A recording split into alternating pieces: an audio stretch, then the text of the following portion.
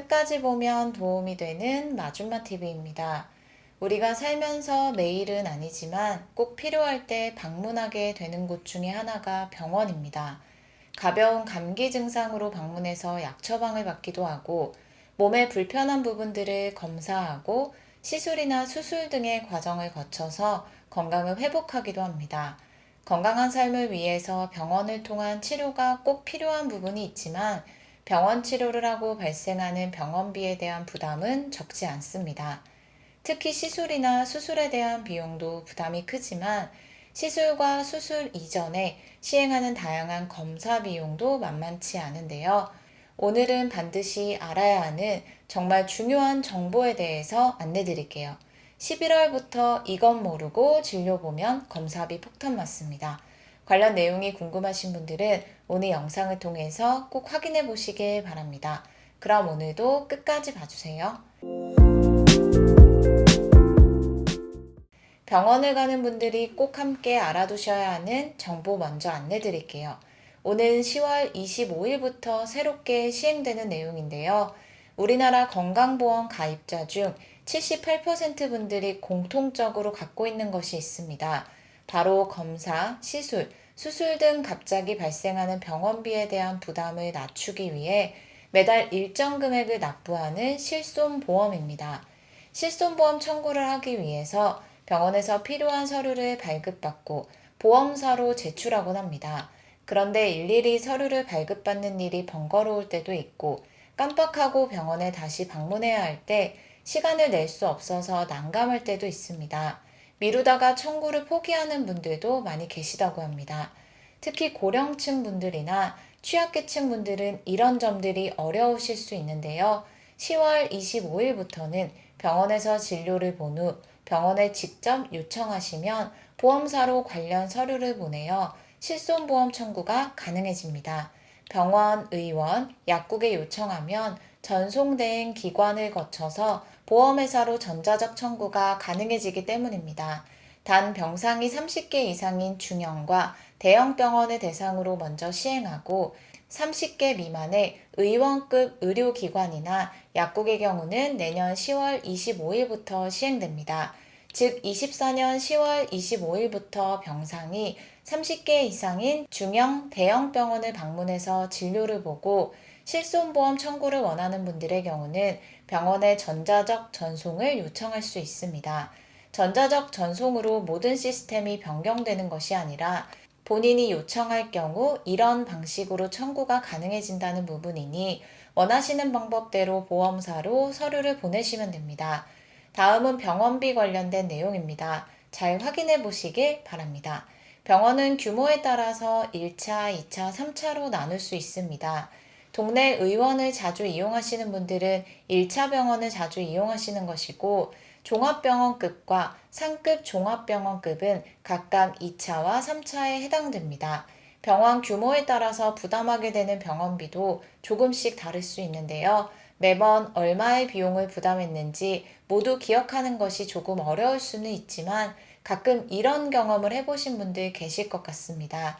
병원에 방문했는데 지난번 결제했던 병원 비용보다 왜 더 많이 나온 것 같지? 라는 생각을 하신 적이 있으실 거예요. 그리고 약값을 결제할 때도 비슷한 경험이 있으실 수 있는데요. 분명히 지난번에 결제했을 때는 이 정도 금액이 나왔던 것 같은데 왜 오늘은 더 나온 것 같지? 라는 생각을 해보신 적도 있으실 것 같습니다. 우리가 같은 이유로 병원에 방문했다 할지라도 언제 몇 시에 방문했는지에 따라서 지출하게 되는 병원비가 달라질 수 있습니다. 병원에도 할증이 붙기 때문인데요. 늦은 시간뿐만 아니라 이른 시간에 가더라도 병원비가 더 나올 수 있다는 부분에 대해서 잘 모르셨던 분들도 많이 계실 것 같습니다. 보통 우리가 잘 알고 있는 병원 진료 시간은 오전 9시부터 오후 6시입니다. 이 시간 이외의 진찰 시 기본 진찰료에 가산금이 붙게 됩니다. 예를 들어 8시 30분부터 진료를 보는 경우도 있는데요. 이런 경우도 오전 9시 이전이기 때문에 병원비에 가산금이 발생합니다.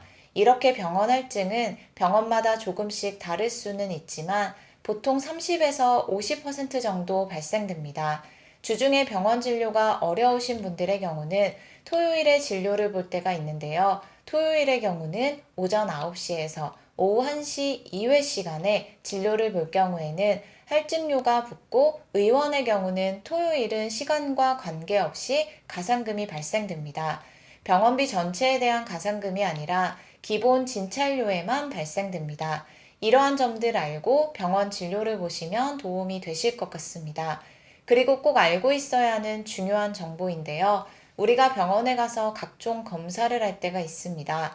어떤 부분이 불편해서 어떻게 치료를 해야 하는지 자세히 알기 위해서 초음파나 MRI 등 검사를 받곤 합니다.